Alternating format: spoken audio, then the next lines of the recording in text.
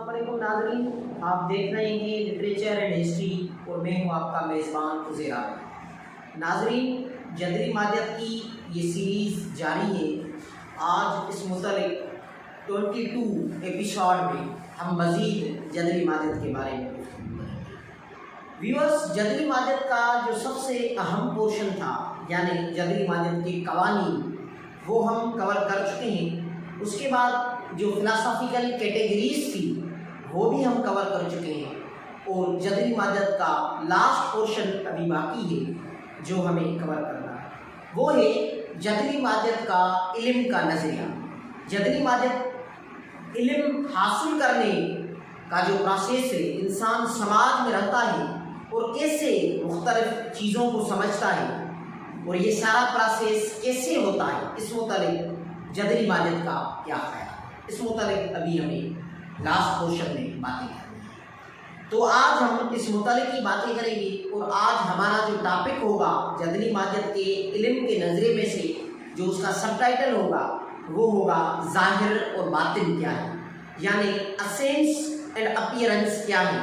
لیکن ڈیٹیل میں جانے سے پہلے آپ لوگوں سے یہ گزارش ہے کہ ہمارا یہ channel literature and history subscribe کر دیں اور بیل آئیکن کو بھی پریس کر دیں، تاکہ ہماری آنے والی ویڈیوز مختلف موضوعات پر لیکچرز اور انقلابی اور رومانٹک شاعری آپ کو بوقت اور بآسانی مل سکے۔ تو ناظرین، آتے ہیں اپنے ٹاپک پر جو ہے اسینس اینڈ اپیرنس، یعنی ظاہر اور باطن کیا ہے۔ مختلف چیزوں کو سمجھنے کا جو طریقہ کار ہے، سائنس نے اور تجربے نے، انسانی تاریخ نے یہ ثابت کیا ہے کہ جتنی بھی چیزیں ہیں، جتنے بھی مناظر اور مظاہر ہیں، جتنے بھی پروسیجرز ہیں سماج میں مختلف عوامل کے ہونے کے اور علم حاصل کرنے کے، چیزوں کو سمجھنے کے، وہ دو ہیں۔ ایک ہے ظاہر اور باطن۔ چیزیں ظاہری طور پر دیکھتے ہیں ہم، اور کچھ چیزیں وہ ہوتی ہیں جو ہمیں ظاہری طور پر نظر نہیں آتی، وہ باطنی طور پر ہوتی ہیں، لیکن ان کا کسی عمل کے ہونے میں بہت ہی اہم کردار ہوتا ہے۔ ظاہر اور باطن دو مختلف عوامل نہیں ہیں، وہ ایک ہی حقیقت کے دو پہلو ہیں، مختلف پہلو ہیں، لیکن وہ ایک ہی منظر، ایک ہی چیز کے بارے میں بتاتے ہیں، ایک دوسرے سے الگ نہیں ہے، ایک ہی چیز ہے، ظاہر اور باطن۔ باطن کا کسی چیز کے ہونے میں اہم کردار ہوتا ہے۔ مثلاً ہم ایک مثال لیتے ہیں کہ سرمایہ دارانہ نظام میں مختلف بحران ہوتے ہیں، مختلف ایشوز ہوتے ہیں۔ مثلاً بے روزگاری کا معاملہ ہوتا ہے، تھرڈ ورلڈ کنٹریز میں زیادہ تر یہ معاملہ ہوتا ہے۔ مزدوروں کے احتجاج ہوتے ہیں، کسانوں کے پروٹیسٹ ہوتے ہیں، مظاہرے ہوتے ہیں۔ یہ جو ساری چیزیں ہیں یہ ہمیں سرمایہ دارانہ نظام کے بارے میں بتاتی ہیں، اور یہ سرمایہ دارانہ نظام کا جوہر ہے جس سے ہمیں سرمایہ دارانہ نظام کے بارے میں پتہ چلتا ہے۔ دوسرا ہم مثال لیتے ہیں، جیسا کہ ہم ظاہری طور پر دیکھتے ہیں کہ زمین کے گرد سورج گھومتا ہے، سورج ابھرتا ہے اور سورج ڈوب جاتا ہے، یعنی زمین ایک جا ساکن ہے، حرکت میں نہیں ہے، اور سورج زمین کے گرد گھومتا ہے۔ ظاہری جو تجربات ہیں اور عام جو دیکھنے والا ہے وہ یہی بات کرے گا کہ زمین نہیں گردش کرتی، لیکن سورج زمین کے گرد گھومتا ہے۔ سورج صبح سے ابھرتا ہے مشرق سے اور مغرب میں ڈوب جاتا ہے۔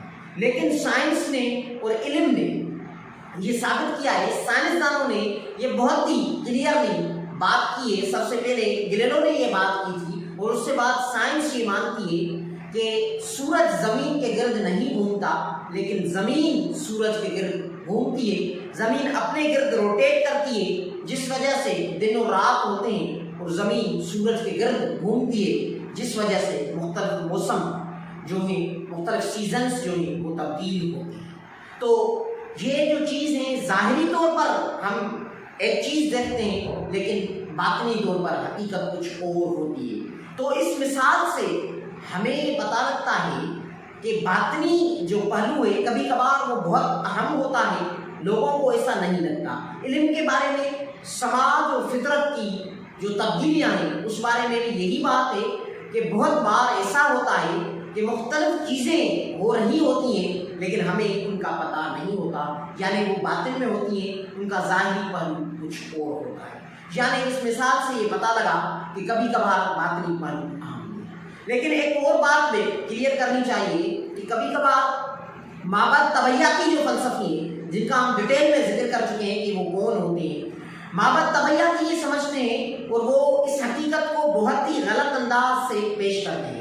مثلا جو ممالک تیسری دنیا کے ممالک ہیں جیسے پاکستان ہے اور بنگلہ دیش تو ابھی ترقی یافتہ ہو گیا ہے، لیکن ایشیا اور افریقہ کے، لاطینی امریکہ کے جو ممالک ہیں ان کو ترقی یافتہ ممالک قرضے دیتے ہیں IMF کی صورت میں اور ورلڈ بینک کی صورت میں، اور امریکہ بھی اور کچھ ممالک جو ہیں وہ اپنے ہی بلبوتے پر مختلف ممالک کو قرضے دیتے ہیں اور ظاہری طور پر وہ ان ملکوں کی مدد کرتے ہیں، لیکن باطنی طور پر ان ملکوں کو غلام بنایا جاتا ہے، وہاں اپنی پالیسیز جاری کی جاتی ہیں۔ مثلا پاکستان میں 2000 سے ایسا ہو رہا ہے، مشرف کا دور ہو، زرداری کا دور ہو، نواز شریف کا دور ہو یا ابھی عمران سرکار کا دور ہو، اس دور میں یعنی 2000 سے لے کر پاکستان کے خزانے کا جو وزیر رہا ہے وہ حفیظ شیخ رہا ہے، جو کہ IMF کا آدمی ہے اور وہ اپنی مرضی سے مختلف ٹیکسز ڈالتے ہیں جس وجہ سے مہنگائی بھی ہوتی ہے اور مختلف بحران بھی آتے ہیں۔ یعنی مختلف جو طبیعیاتی مابعد طبیعیاتی فلسفی ہیں وہ چیزوں کو غلط انداز سے پیش کرتے ہیں لیکن حقیقت کچھ اور ہوتی ہے۔ اور ایک اور بات جو مابعد طبیعیاتی فلسفی کہتے ہیں، اور خاص طور پر جو جرمن فلسفی تھا کانٹ، اس نے یہ بات کہی ہے کہ ظاہر اور باطن دو مختلف چیزیں ہیں۔ ہم ظاہری طور پر جو چیزیں ہوتی ہیں ان کو جان سکتے ہیں، لیکن جو چیزوں کا باطن ہے، جو پردے کے پیچھے فطرت اور سماج میں چیزیں ہوتی ہیں، ہم ان کو نہیں سمجھ سکتے۔ لیکن جدلی مادت یہ کہتی ہے کہ تھوڑی محنت سے ہم ان چیزوں کو بہت اچھی طرح سے سمجھ سکتے ہیں۔ یہ جو بات کانٹ اور دوسرے فلسفی کرتے ہیں، اس کی وجہ یہ ہے کہ وہ لوگوں کو غلام بنانا چاہتے ہیں اور لوگوں میں یہ تاثر عام کرنا چاہتے ہیں کہ آپ چیزوں کو نہیں سمجھ سکتے، اس وجہ سے آپ سماج کو تبدیل نہیں کر سکتے، آپ جہاں ہیں وہیں خوش رہیں، آپ اپنی زندگی کو اور سماج کو تبدیل نہ کریں۔ اور یہ جو سرمایہ دار اور جاگیردار وڈیرے لوگ ہیں، سردار اور نواب ہیں، یہ آپ لوگوں پر قابض رہیں، آپ ان ساری چیزوں کو تبدیل نہیں کر سکتے کیونکہ آپ اس کو سمجھ ہی نہیں سکتے۔ تو یہ جو بات ہے یہ مختلف مابعد طبیعیاتی فلسفی کرتے ہیں۔ اور لاسٹ بات جو ہم اب کریں گے وہ اگنوسٹکس کے بارے میں ہے۔ اگنوسٹک ایک فلسفی ہے، فلسفیوں کا ایک قسم ہے جس میں سب سے بڑا نام ڈیوڈ ہیوم کا ہے۔ وہ لوگ یہ کہتے ہیں کہ ہم حواسات اور عقل کی مدد سے چیزوں کو نہیں سمجھ سکتے۔ اس کا مثال وہ یہ دیتے ہیں کہ کبھی کبھار ہم دور سے جب چیزوں کو دیکھتے ہیں تو وہ چھوٹی سی نظر آتی ہیں، لیکن جب ہم قریب سے چیزوں کو دیکھتے ہیں تو وہ بڑی ہوتی ہیں۔ یا کبھی کبھار کسی صحرا میں اور کبھی کبھار راستوں پر بھی ہم دیکھتے ہیں تو ہمیں پانی نظر آتا ہے، لیکن جب ہم ان کے قریب جاتے ہیں تو وہاں سراب وہ ہوتا ہے، کوئی بھی پانی نہیں ہوتا، صرف وہ ہماری آنکھوں کا دھوکہ ہوتا ہے۔ تو اگنوسٹکس کہتے ہیں کہ ہمارے جو حواسات ہیں یعنی دیکھنا اور سننا، یہ کبھی کبھار ہمیں دھوکہ دے دیتے ہیں۔ اس سے یہ پتہ چلتا ہے کہ ہم چیزوں کو اچھی طرح سے نہیں دیکھ سکتے۔ لیکن جدلی مادت اس کا آسان سا جواب یہ دیتی ہے کہ آپ چیزوں کے قریب جائیں، ان سے دور نہ رہیں تو آپ کو ان کی حقیقت پتہ چل جائے گی۔